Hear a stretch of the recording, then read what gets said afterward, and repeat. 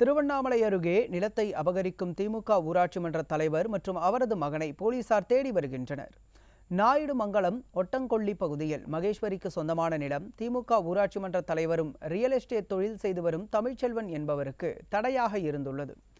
இந்நிலையில் நிலத்தினை அபகரிக்கும் நோக்கில் திமுக ஊராட்சி மன்ற தலைவர் மற்றும் அவரது மகன் பரத் உட்பட 30க்கும் மேற்பட்டவர்கள் நள்ளிரவில் ஜேசிபி எந்திரம் மூலம் நெற்பயிர்களை அழித்துவிட்டு நில உரிமையாளர்கள் மீது கொலைவெறி தாக்குதல் நடத்தியதுடன் இதனை தடுக்கச் சென்ற காவலர்களையும் தாக்கியுள்ளனர். இதுகுறித்து வழக்கு பதிவு செய்த போலீசார் ஜேசிபி எந்திரங்கள், ஆட்டோவை பறிமுதல் செய்து 17 பேர் கொண்ட கும்பலை கைது செய்தனர். மேலும் தலைமறைவாக உள்ள திமுக ஊராட்சி மன்ற தலைவர் மற்றும் அவரது மகனை போலீசார் தேடி வருகின்றனர்.